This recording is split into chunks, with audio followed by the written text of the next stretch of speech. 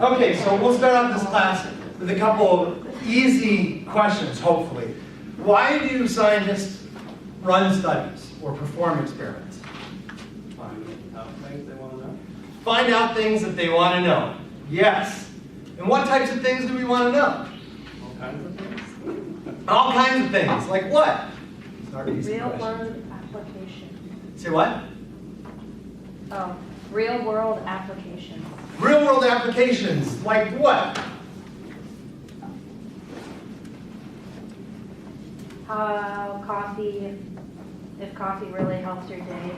If coffee really helps your day, that has some very important applications. What an astute student. Yeah. Okay. So we want to know if coffee can improve or hurt or affect your day, right? So does coffee affect people's days? And what ultimately are we hoping to learn from doing a study about this? There are a couple things, right? It could turn out, I can imagine 3 different scenarios. One, it doesn't help. It doesn't help, that's one. It helps. It helps. And it doesn't do a thing. Well, it doesn't help. It makes it worse. It makes it worse, yeah. Oh. So it can either help, hinder, or not do a dang thing, right? So that's 3 possibilities. Now, in science, are we if we're doing science, with a capital S, are we doing something to learn about whether coffee makes my day better, or coffee makes a couple students' days better, or what are we trying to do? We're interested in learning whether coffee affects your day, for people, for the entire human race, potentially.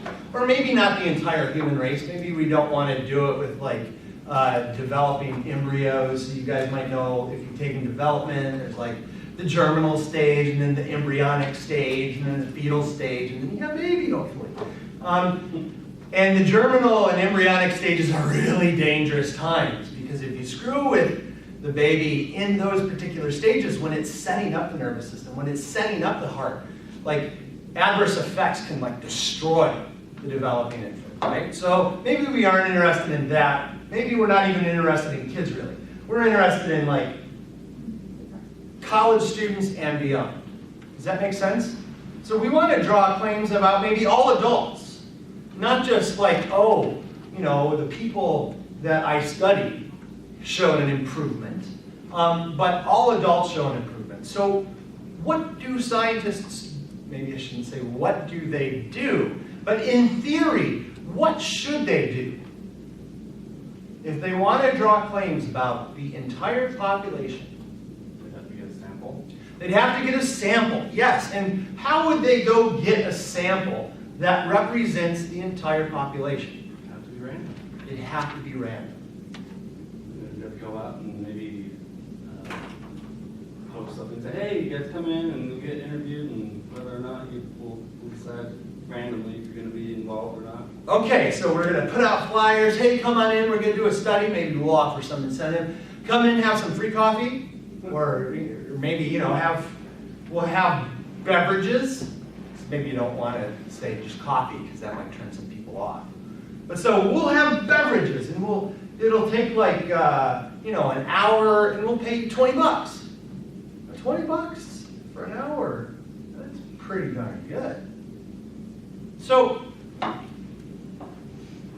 one thing he said is that we want a random sample, right? Why would we want a random sample? This has to do with something called external validity. So what's that validity again?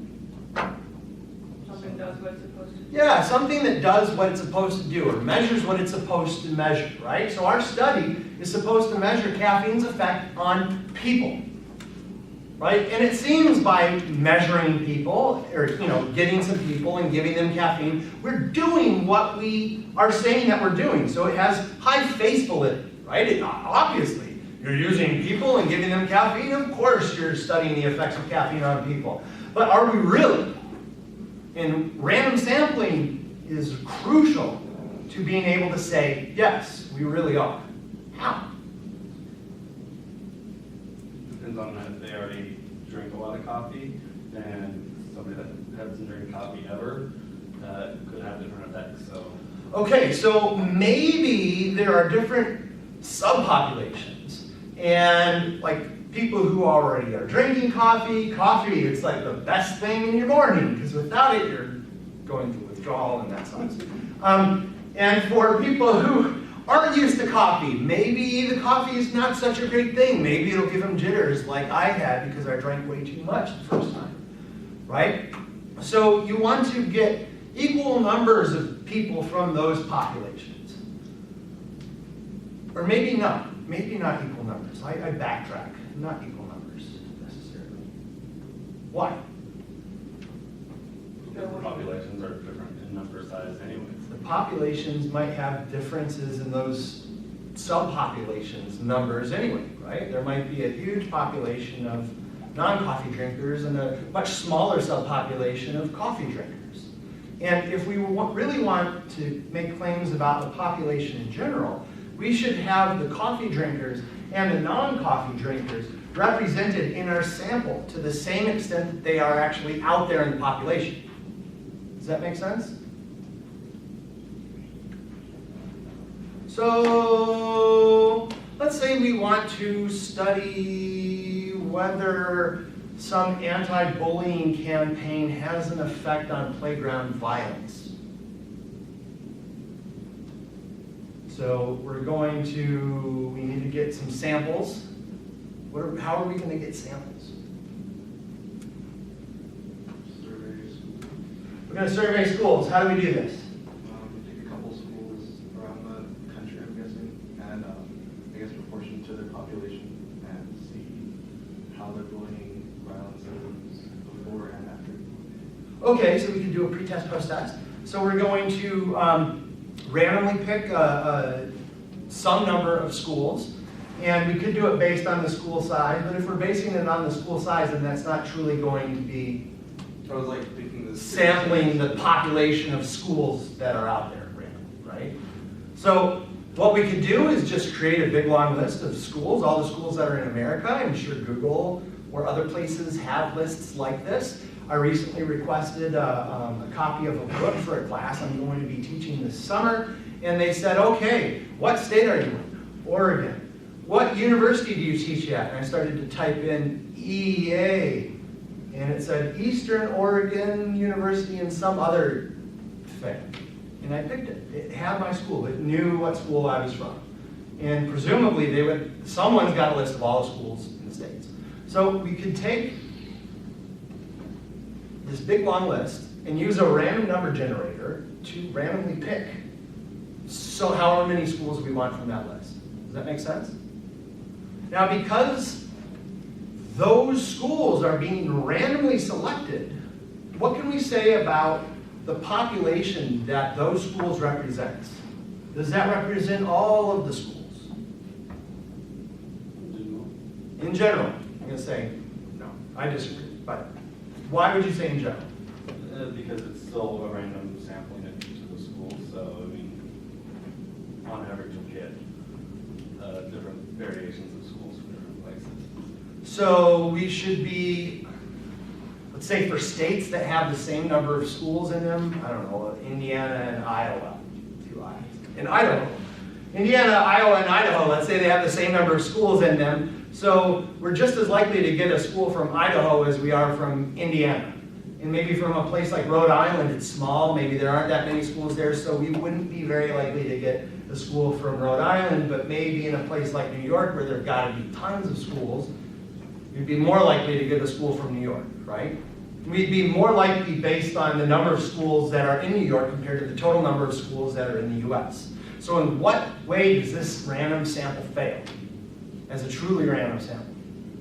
There's not like the chance of every single school being picked. Well, I mean, you're doing a sample, right? Because it's impractical to go and look at every single school, right? And we use statistics. The whole reason we talked about the sampling error of the means is because we use that by understanding how the means will get distributed. Then we can use those statistics to draw inferences about the populations without having the whole population available to us.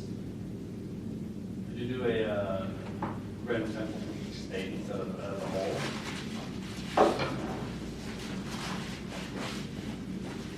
want to write this down so I can come back to it.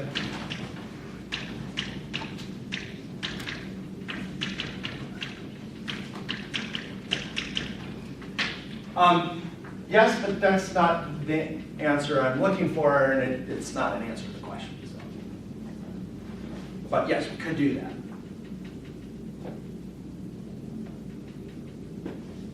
What country do we live in? America. America! What's the greatest country in the world? America! What country are we sampling schools from? America! So where don't our samples reflect? Or what doesn't our sample reflect? Anywhere else besides America. So it's not truly a random sample, right? We're sampling a subset of all of the schools in the world. So we have failed already in trying to describe all schools or all of the people at schools. Does that make sense? And this, we have to trade off. Because in theory, when we talk about random sampling, it's a great idea in theory, but it's almost impossible to do in practice. Because how do you get a truly random sample of any enormous population? There's way too much variability in the population. Let's think about some other things. Have any of you guys been called by, I was going to say GAP, but it's not the polling thing. Gallup, yeah. Gallup polls about your feelings about the upcoming elections or about maybe past elections, and they ask you questions. Oh, how much do you agree with this statement? Mitt Romney loves America, or Obama wants to do something. Have any of you guys had questions like that? One person. How about radio surveys? Radio station call you up, hey, you ever listen to Q99 Fox? Just making the garbage up. No? You guys not need to live longer. It will happen. It should happen. Man, I've been told so many times in my life. How about shopping surveys? Yep.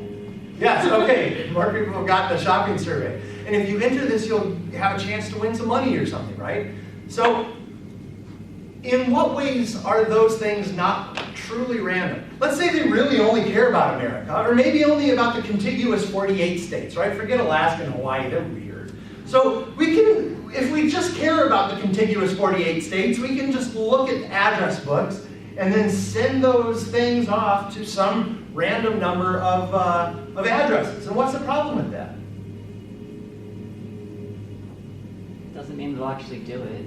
One, it doesn't mean that they'll actually do it, right? So that's absolutely true. But that doesn't mean that we're not trying to get a completely random sample.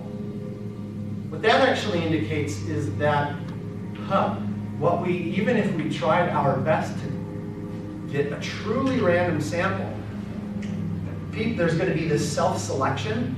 Some people will say, yes, I want to participate. And some people will say, no, I don't want to participate. And if you only have people participating that said, yes, I want to participate, what does that mean about the population to which you can generalize? The only population that can say yes. Only the people that said, yes, I'll participate, is the population that's contributing any data. So it's possible that all of science, well, I guess there have been some times where they force people to participate. I'm thinking like the Nazi experiments, or maybe some military experiments where they're not telling you, or things like that. But if we're getting people to voluntarily consent, which is one of the things that ethical research scientists will do, what happens is that our conclusions are based on the people who agreed to participate, which might mean that the people who didn't agree to participate are totally different. So maybe studying only improves memory for the people who are actually caring about participating in research. So for all those who don't want to participate in research, maybe you don't need to study. I don't know, because we haven't collected any of those data. Does that make sense? It's weird, but yeah. So that's self-selection bias, which decreases our external validity. It doesn't allow us to talk about all people. It only allows us to talk about the people that decided that they wanted to participate in our study. How else are randomly sending out flyers or randomly sending out surveys to people How else does doing that make our sample not completely random? Well, you can be homeless, or live in someone else's house, or just not list yourself. You'd be homeless. You don't have an address? You're not participating. You live in someone's house? You didn't leave a forwarding address? You're not participating. So that means the only people that could potentially participate are the people with like addresses that are living there currently. So that's a lot of people that we might miss. Does that make sense? How about phone surveys? How do those fail to be like completely random? Yes, phones. Not everybody has phones. That's exactly right. So if I want to learn about how people in general feel about the upcoming election and I do a phone poll, I'm only getting a sample. It's less and less random, right? It's only the people that have phones, and out of that group, it's only the people who want to participate in the survey. So it's not completely random. So random sampling is a beautiful thing in theory. In actuality, though, it almost never, ever happens. So have any of you guys participated in research on this campus? A couple of you guys. What type of research did you participate in, if you don't mind sharing? Memory research. Memory research? Recall, like amount of words you can recall stuff. Was this one of the faculty? Student capstone. The student capstone project, right? So did you know the person whose research you participated in? No. Does anyone know anyone who's done a capstone project? So where did people get participants for their capstone projects?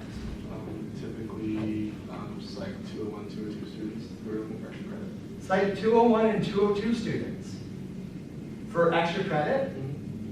So, okay, you're taking my Psychology 201 class or my Psychology 202 class, or this semester you're in 223.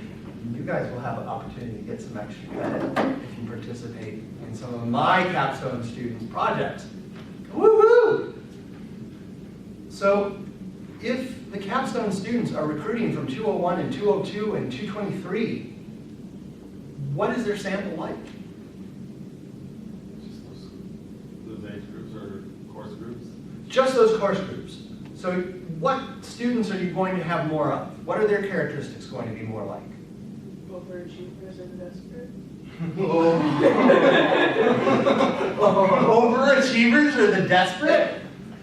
201 and 202? Well, no, just like to go out for get the extra credit and like be involved. Okay, it's the extra credit you're talking about. I see. Those classes. Yeah, oh crap, I'm failing, I need some extra credit. So you get the people that are desperate for some extra credit, and you also get some people who are like, yay, I love psychology and science, and I want to see what it's all about, hooray! That was me. So those two groups of students might leave out all those students who are like, meh, whatever, right? But think about the students that are in 201, 202, and 223. What are they like? Freshmen.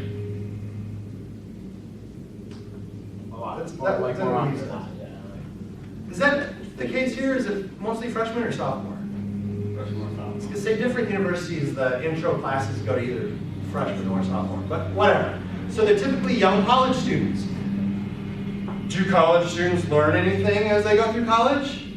Hopefully. Do they mature at all as they go through college? Yes, hopefully. Hopefully. So the students that are in 201 and 202 are not going to necessarily reflect students that are in, that are juniors and seniors. And what else can we say about psychology classes? Who's more likely to take psychology classes? Psychology majors. So we're going to find more psychology majors who are floofy and want to help people. I like your eye. Like, well, floofy. No, that was my stereotype of psychology major before I became one. And I was like, we're hardcore psychiatrists. Basically. So no, but you get a lot of people who want to help people, right? You ask them, why are you a psychology major? Almost all you guys are psychology majors. How many of you guys want to go into cognitive psychology? Study memory and attention, language. One person. How many of you guys want to go into clinical psychology or counseling?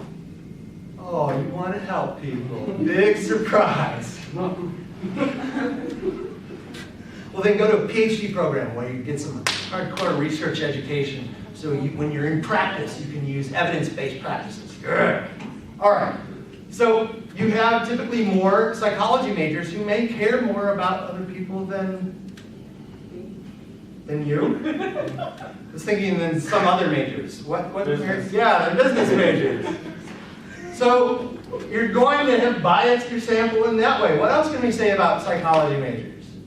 Look at this classroom. What can we say? More females than males. More females than males. I didn't stutter, Derek. It's just the truth. It is the truth. Hey, gentlemen, would you like to find a woman who cares about others? Be a psychology major. Or add a second major, psychology. Hoorah. Yeah, so there are more women than men in psychology traditionally, right? So our sample, it doesn't necessarily accurately reflect the percentages of males and females in the population, or the percentage of older folks versus younger folks. And I'm using older here very, very broadly. How many older folks do we have in this classroom? Nobody answered. That's just rude. Oh, And I wouldn't consider you guys older. Not in my book. Not in my book.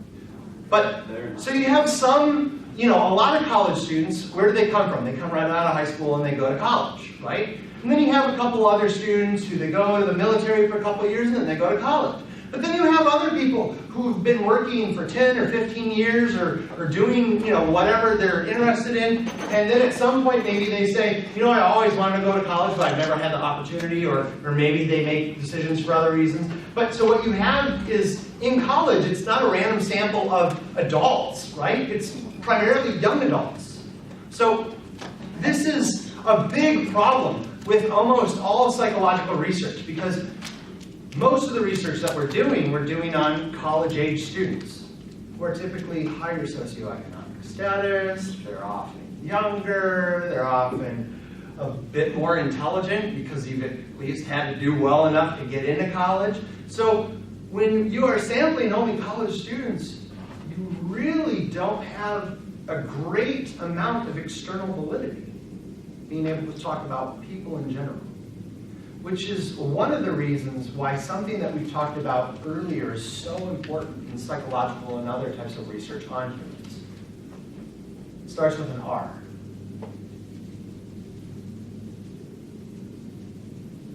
R-E-P, it's easy as L-E. Replication? I'm sorry, L-I. Yeah. I wanted to make it rhyme. Replication, right? So I do a study over here with my college students. And someone else is like, wow, that's a really interesting result. I run an Alzheimer's disease research center. I wonder if that finding would also apply to older adults suffering from Alzheimer's disease, right? So then they could rerun the study. They could try to replicate their study with a different group of participants. And if they find that that study replicates with their group of participants, now together those two studies allow us to make greater claims about the extent to which the results generalize to people. So a ton of the research is being done in the States and in Europe. And what about Cambodia? Does this stuff apply to people living in Cambodia? I'm not saying that there are no universities in Cambodia. There are, right? But American and European universities dominate the research landscape.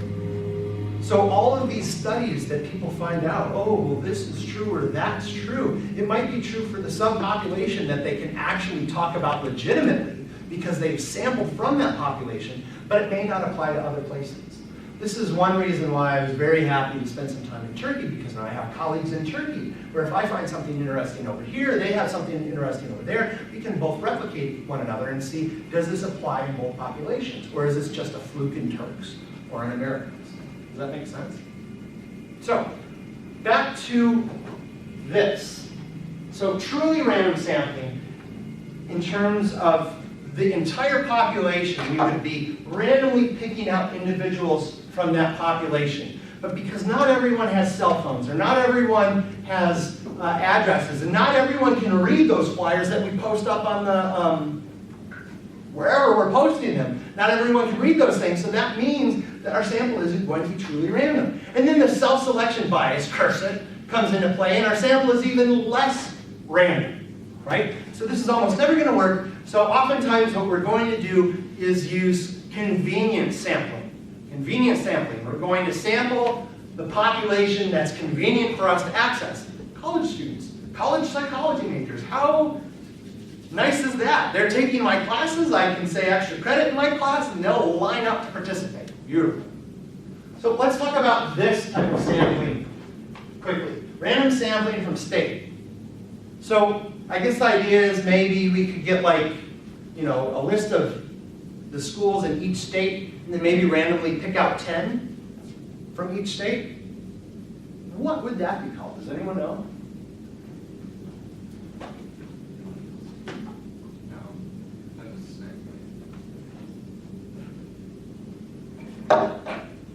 Stratified random sampling. Stratified. What are strata? Dirt. So you can talk about dirt, or you can talk about atmosphere, right? Different strata, the stratosphere. So what's a strata? A layer. It's a layer, right? So what we want to do with stratified random sampling is we want to randomly sample from a particular layer. Now we're not digging into dirt necessarily. Actually, stratified random sampling, if we were archaeological anthropologists or something like that, then actually we would be going into different strata, real strata. But in terms of like looking at schools, if we want to make sure that each state was represented, because you know, Maine, they're weird up there, but we want to make sure that they're in our group, we can use stratified random sampling. Yeah? Do you have a question?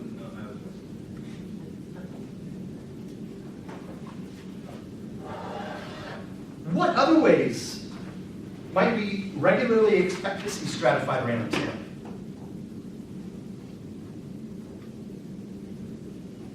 Not just by state. Age groups? Age groups. Yeah, has anyone taken child development? What are the types of developmental designs they talk about? There's longitudinal. What is a longitudinal research design? Over time. Over time. So what do? You get a sample. You get a sample, right. You try to get a random sample, but maybe it's really a convenient sample that you've randomly selected within that convenient population. So you get some people, and what do? You follow them over time. So you measure them at age 5, one strata, and then you wait a couple of years, and you measure them at age 8, a different strata. Then you wait a couple of years, and then you do it again, right? So you're getting different strata. Instead of doing a longitudinal design, what else can you do? A cross-sectional design. Beautiful. What's a cross-sectional design? There's different strata age groups from different, at the same time. They're different strata all at the same time, right? So right now, we could do a cross-sectional study of how studying affects memory, right? We could go up to Central School. We could go down to Willow School and get a couple kindergartners. We could go up to Central School and pick out some kids in 1st grade and 3rd grade and 5th grade. We'll do every other year. And we'll go to the private schools as well. And we'll go to the high school and get those groups. And we'll come here and we'll get people that are freshmen and juniors, right? So what we're doing, all these people are existing at the same time. And what we're doing is we're looking at the different strata of people, right? So in a longitudinal design, what you have is individuals that are moving through the different strata. Whereas cross-sectional design, you are looking at one moment in time at the people that are in those different stratas, right? Anyone know the name of the research design that involves the longitudinal and cross-sequential components? Cohort sequential. Cohort. So a group of individuals that share something in common, they're a cohort. When you come into college, when you guys came here, did they have activities for the freshmen and they're like, yay, you're the class of whatever year is going to be when you hopefully graduate. Which is odd because people graduate at different times. They should say like, yay, you're the class of the year that came in at this time, because that at least will work for everyone, regardless of whether they drop out or take 5 years to graduate or not. Anyway, so you come in and you do things together. You do activities and maybe some team building stuff. And okay, trust me, I'll catch you. All that jazz, no? Anyway, so you do this and you form a cohort. And the idea is that cohort will go through the series of classes, through the different stratas, in order. So with the cohort sequential design, what you do is you look at people that are in the different stratas and you follow them as they continue through. So this maximizes the best parts of the longitudinal design and the best parts of the cross-sectional design, and is ridiculously expensive to do. So yeah, this is basically just stratified random sample. You'll see this oftentimes when people have questions about independent variables that are categorical in nature. Let's say I wanted to compare Democrats versus Republicans on some measure. If I just randomly sampled the people that lived in this valley, what group is going to be underrepresented in terms of like the national average? Really? Or yeah, Republicans. Republicans would be underrepresented? Really? Yeah. I thought. In this part of the state. Oh. Not Oregon as a whole, but in this part of the state. Let's switch that.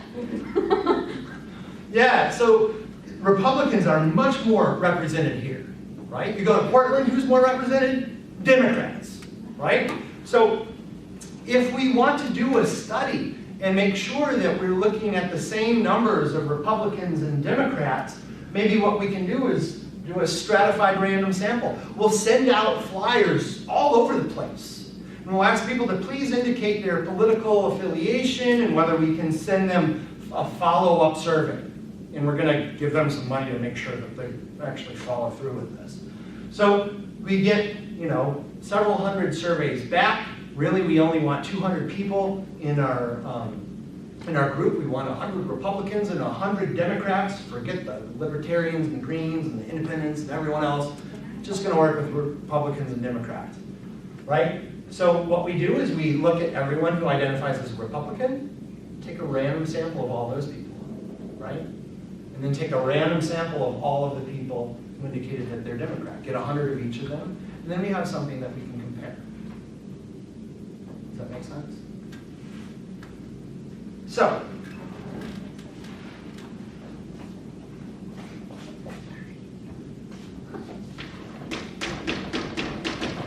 external validity. This is basically the extent that our results apply outside validity. And we can talk about different types of external validity. Oh yay, types and subtypes. Students' favorite things to learn. So one of the subtypes is something that we've already talked about a great deal. Population validity.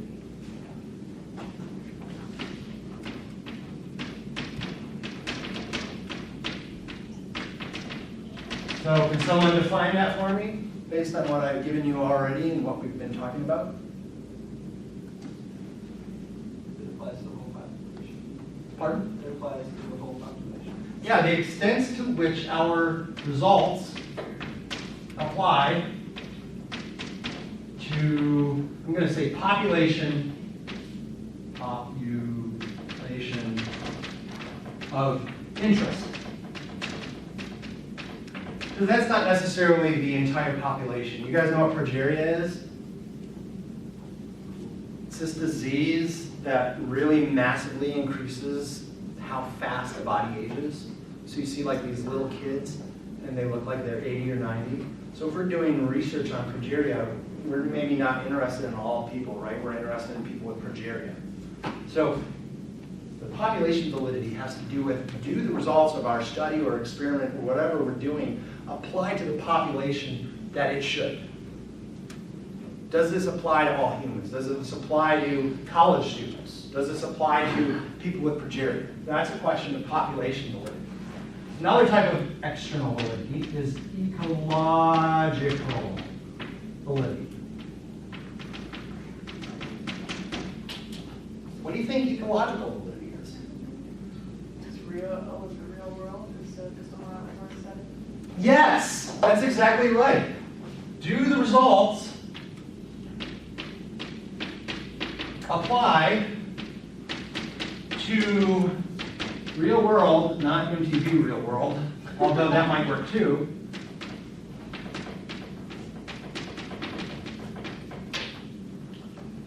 So I do research on memory and study. And I get students in my lab, and I give them like nonsense paragraphs to read. And I have some of them read the paragraph once, and some of them read it 3 times, and some of them read it 10 times. And then at the end, I give them a test to see who remembers the most, right? And I find out, oh my goodness, people that studied more learned more. But the question, it's really sort of irrelevant. Like, oh, do people learn better when they're in the lab as they study more? Who cares? Most of our experiences are not in the lab unless you're a research scientist or a perpetual guinea pig, which in some places can be a reasonable way to make a living. When I was in St. Louis, ooh, this is good. We're talking about external validity here too. When I was in St. Louis, I was a graduate student, and they had this medical research center, and they would give their participants drugs. And not like LSD, like let's see what happens when you're tripping or anything like that, but like one of the drugs that was tested on me was one that's supposed to help heroin addicts get off of heroin. Suboxone? I don't know. I don't remember. It was too long ago. Anyway, so they said, hey guys, anyone want to participate in this? You know, you have to live here for 2 weeks, and we will pay you $4,000. We're going to take your blood, like, a couple hundred times, I think. It was ridiculous, like multiple times a day. When they first give you it, you do it like several times an hour and whatever. So anyway, you're going to live there for 2 weeks, and some of them are getting placebos, right? So they put this little patch on our arm for this test. One of the patches had the drug, one of the patches didn't have, or some of the patches didn't have the drug. And then they wanted to see how everyone behaved. Right? Did people die? I mean, you laugh, but that's one of the things that drugs need to, be tested for, right? So before they tested on humans, they tested on animals first, right? Because you don't just want to take a drug and say, oh, well, we think that this should help people, but we have no idea if it kills rats or chimpanzees or anything. So just here, go at it, guys, go hog wild. No, so they've tested it. It's been safe on rats or dogs or whatever, and now it's in the human trial space. So they give it to us, and they measure our blood like crazy. And did I say that they were paying us $4,000? Yes. How many times did you do this? I did it as often as I could. And not all studies were 2 weeks long. Some you go in for the weekend, and you make like $700. Other times you like St. Louis. Yeah. Anyway, if you know a lot about research methods, you might not want to participate because I told them that they were doing something wrong, and then they didn't allow me to participate anymore. But anyway, that's a different story. So think about those studies. What is a participant group going to look like? Is that likely to generalize to all people? Poor people that need money. Poor people that need money. That's right. So you have a lot of people who are on welfare. You've got a lot of people who are former felons that can't find work. You've got a lot of people who are college students and broke. So you aren't really doing a truly random sample at all. You're getting people of lower SES who are in desperate need for the money, and $4,000 in 2 weeks. Oh, that's a lot of money. That's more than I'm making right now. Hook me up. Anyway, so ecological validity. The results apply to real world settings. Now maybe this study that I did for the heroin addicts actually has high ecological validity, perhaps. Why might it? Some of the people that came in. Actually, no, you were screened for heroin use and also other drug abuse before you were allowed to participate. If they're being treated for it, if they're being treated for it, they'd be in the same or a similar like clinical setting. That's brilliant. I hadn't even thought of that. Anything else?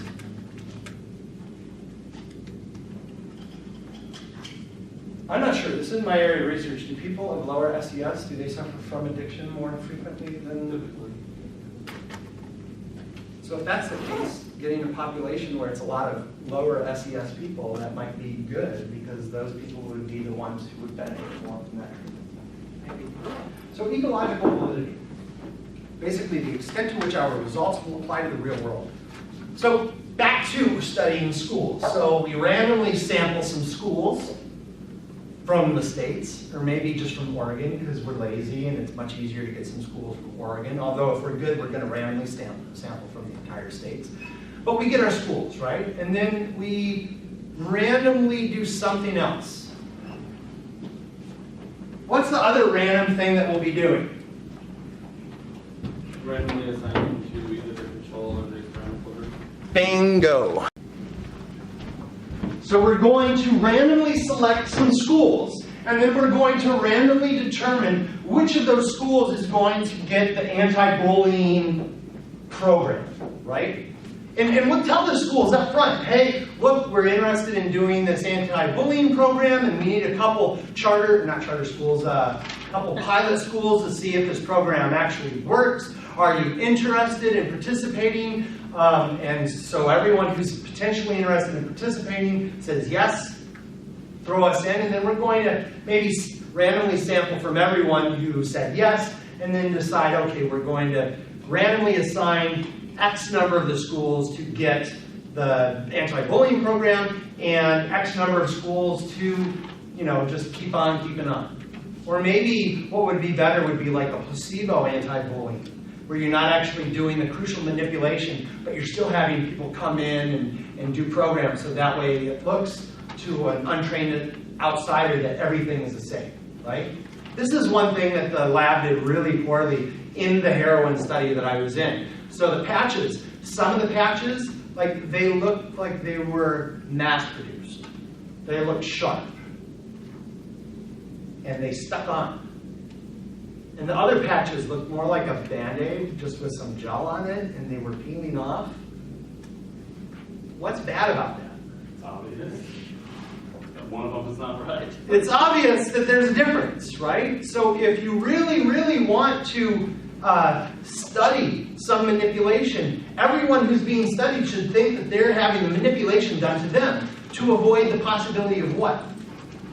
Subject bias. Subject bias, placebo effects, right? If I think I have the patch, I might be more nervous. Oh my goodness, I read in the informed consent that this could kill me. That was in the informed consent, And they said that if you have a heart attack or anything, they'll take care of your bills and everything, so it's all fine. But anyway, imagine that you think, okay, I have the heroin patch, or the heroin treatment patch. This might up your level of stress a little bit more, right? Which could create some adverse effects that aren't really due to the medication that you have, but to your expectation about what's happening. So we want to avoid that. Time to go? Okay. Almost. So we randomly sample a group of schools. We randomly assign those schools to either receive the treatment or not receive the treatment. And the random assignment works in a very similar way to random selection. By randomly assigning the group of individuals or schools or whatever it is that we're studying to the different conditions, you guys are going to get anti-bullying, you guys are going to get the fake anti-bullying. What does this ensure? If the sample accurately represents the population, if we randomly assign the individuals or the schools from that sample, what should each group look like? It should look the same. They should look just like the population. What's the percent of Christians in America? A lot. Just give me some numbers. 75%. 75. 75%. Okay, so there are 75% of Americans are Christians, right? So if this is the truth, if we do a truly random sample, how many individuals in or what percent of the sample is going to have Christians in it? 75%. 75%. So then we randomly assign the individuals from that sample to the two different groups. What percent of the people in the experimental group are going to be Christian? 75%. How many people in the control group? 75%. What's the percentage of black people in America? 68%. 68%. Yes. So, randomly sampled, how many people in our sample are going to have it? Have it? Did you catch the black? I remember someone talking about, like, did you catch the gay? No. No. But whatever. If you're talking about religion, if you're talking about ethnicity, if you're talking about political affiliation, if you're talking about gender, if you're talking about any of those things, to the extent that those things are in the population, when you randomly sample, that sample should represent those things to the same extent that they're present within the population. And by randomly assigning them to the various conditions, each group should also have all of those things to the same extent. Now, this isn't going to be absolutely perfect, right? Because when we sample, we don't exactly always get the mean. So just because we sample doesn't mean that our group will have 68% black people. We would expect that in the long run. Our particular sample might only have 63. And when we split that up, one of our groups might have 60%, and the other might have 66%, right? But the probability is, on average, doing this over and over again, is that those groups, those individual groups, will share the characteristics that are in the population to the same extent that they are in the population, and will adequately or validly reflect that population. All right, see you guys.